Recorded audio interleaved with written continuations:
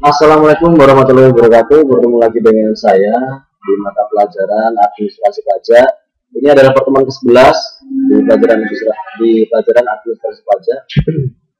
Kita akan membahas di KD 3.8 itu ada yang pertama itu ada menerapkan pengisian surat setoran pajak atau SSP. Terus yang kedua di KD 4.8 juga ada melakukan pengisian surat setoran pajak. Nanti kita akan belajar contohnya SSP seperti apa.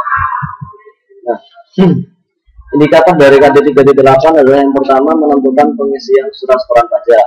Yang kedua menilai pengisian surat setoran pajak, dan yang ketiga adalah menerapkan pengisian surat setoran pajak. Dan KD dari 4.8 yaitu yang pertama menugaskan pengisian surat setoran pajak, yang kedua adalah menyesuaikan pengisian surat setoran pajak, dan yang ketiga adalah mengklasifikasikan pengisian surat setoran pajak. Langsung aja ke materinya. Yang pertama adalah pengertian dari SSP, yaitu merupakan surat setoran pajak yang digunakan wajib pajak untuk melakukan penyetoran atau pembayaran pajak lainnya. Jadi SSP ini berupa surat lembaran yang nantinya akan diisi dan digunakan untuk melakukan pembayaran. Jadi nggak langsung ke kantornya, tapi di kantornya nanti kita harus mengisi dulu SSP untuk melakukan pembayarannya. Nah, fungsinya adalah sebagai bukti pembayaran. Jadi selain itu juga digunakan untuk menyetorkan, nah itu nantinya akan menjadi bukti bahwa kita sudah membayar pajaknya. Kita lanjut aja. Nah, kelebihan pembayaran pajak.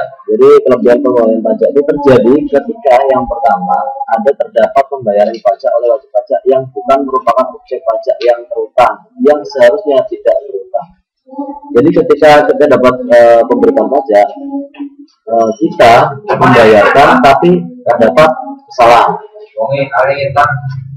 Nah, kesalahannya itu yang pertama adalah terdapat pembayaran pajak yang bukan oleh wajib pajak. Jadi membayar tapi objeknya tidak tepat, kesalahan dalam penulisan, keterangannya. Nah, itu membuat dihitung sebagai kelebihan pembayaran pajak. Yang kedua adalah terdapat kesalahan pemotongan atau pemungutan yang bukan merupakan objek pajak. Jadi kita dipungut pajak tetapi perhitungannya salah, itu juga terhitung juga sebagai kelebihan pembayaran pajak. Jadi kita bisa mengajukan keberatan atau mengajukan surat lebih bayar sehingga kita nantinya dapat pengembalian atas kelebihan pembayaran pajak itu. Terus yang ketiga adalah terdapat kelebihan pembayaran pajak oleh wajib pajak yang terkait dengan pajak-pajak dalam rangka impor. Jadi kalau misalkan kita itu membayar pajak atas barang impor yang kita beli, itu juga termasuk dalam kelebihan pembayaran pajak. Jadi sehingga kita wajib melakukan pengajuan kelebihan bayar ke dinas perpajakan untuk mendapatkan kembalian dari kelebihan pembayaran yang sudah kita lakukan. Nah, kita akan berbicara selanjutnya mengenai PPh badan. Itu pengertiannya dulu. Ini pengertian dan dasar pemotongan pajak. Jadi dasar pemotongan pajak badannya sudah saya jelaskan kemarin ya. Jadi kita fokusnya ke dasar pemotongan, yaitu dari penghasilan bruto dan penghasilan neto. Penghasilan bruto itu penghasilan pokok, jadi itu ada pajaknya. Selanjutnya begini, dividen itu adalah uang laba yang dibagikan. Jadi kalau misalkan kalian punya perusahaan itu milik kalian menjalankan manajer. Jadi manajer itu membagikan keuntungannya kepada kalian. Nah, itu disebut dengan dividen. Dividen itu tidak bersih. Dividen itu harus dipotong dengan pajak dan lain sebagainya. Nah, karena masih harus dipotong-potong, makanya dia termasuk adalah penghasilan bruto. Jadi kalau misalkan dividennya 100 juta, yang diterima tidak 100 juta, tapi kurang dari 100 juta. Terus bunga simpanan. Jadi ketika kalian melakukan simpanan di bank, misalkan uang kalian 100 juta, dapat bunga 5%. Nah, itu ada potongannya juga. Jadi ada potongan administrasi, ada potongan pajak dan sebagainya. Nah, sehingga yang kamu terima bunganya bukan 5%, tapi kurang dari 5%.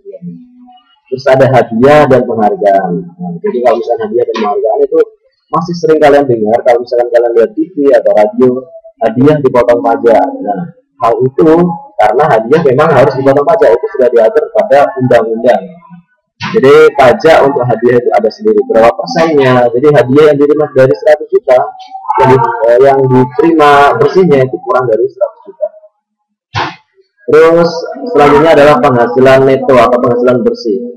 Penghasilan bersih itu penghasilan yang diterima tanpa ada potongan lagi. Nah, itu disebut dengan penghasilan bersih. Saya ambil contoh di sini ada sewa dan penghasilan nilai sehubungan dengan penggunaan harta. Saya ambil contoh adalah ketika sewa. Misalkan kalian punya tanah atau ruko, yang itu disewa sama orang.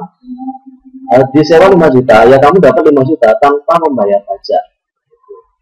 Jadi ada beberapa imbalan atau penghasilan yang diterima tanpa ada potongan. Yang kedua adalah imbalan sehubungan dengan jasa teknik. Misalnya contoh ketika kalian di bengkel, kalian membayar bengkelnya membayar karena dia punya PT atau CP bengkelnya ya. Tetapi misalkan itu bengkel kalian yang nyervisnya 25, misalkan nyervis ganti oli dan sebagainya itu kena biaya 50.000. Ya 50.000 itu penghasilannya tanpa dipotong pajak. Yang dipotong pajak adalah bengkelnya, bukan jasanya. Seperti itu. Itu adalah salah satu contoh dari apa itu namanya PP penghasilan neto. Nah, cara pengisian transparan pajak yaitu yang pertama adalah di sini ada mengisi NPWP, nama wajib pajak, alamat wajib pajak, nomor objek pajak, alamat objek pajak dan sebagainya yang berhubungan dengan pajak, yang berhubungan dengan objeknya. Jadi kita misalnya punya toko, berarti berhubungan dengan toko kita, itu wajib diisikan dengan jadi apa itu namanya SSP-nya atau surat setoran pajaknya. Nah, kita akan langsung ke contohnya aja. Di sini ada contohnya, bisa dilihat kursornya ini. Nah, di sini ada NPWP yang wajib diisi, ada nama WP wajib pajaknya, ada alamat wajib pajaknya, ada nomor objek pajaknya, ada alamat objek pajaknya. Objek pajak itu adalah usaha kita ya, misalkan kita punya toko berarti alamat toko kita atau nama toko kita atau nomor toko kita dan sebagainya. Nah, ini ada kode akun pajak, ada jenis kode jenis setoran dan uraiannya dan seterusnya. Di sini ada banyak banget yang harus diisi. Nah, ini adalah contoh SSP yang harus diisi pada saat pembayaran setoran pajak. Nah, ini juga yang nantinya akan jadi bukti bahwa kita sudah membayar pajak. Jadi, kalau kita sudah membayar pajak tapi kita tidak dapat ini, maka kita tidak bisa membuktikan bahwa kita sudah membayar pajak. Nantinya ketika petugas pajak mengalami kesalahan dalam penulisan, kita tidak bisa mengklaim bahwa kita sudah membayar. Jadi diusahakan bahwa kalau kita membayar pajak, kita harus memiliki SSP ini dan kita harus pegang itu sebagai tanda bukti pembayaran dan tidak boleh hilang karena suatu waktu kita bisa mengklaim kalau misalkan pajak mengalami kesalahan atau human error misalnya. Ya, terima kasih itu yang dapat saya sampaikan. Wassalamualaikum warahmatullahi wabarakatuh.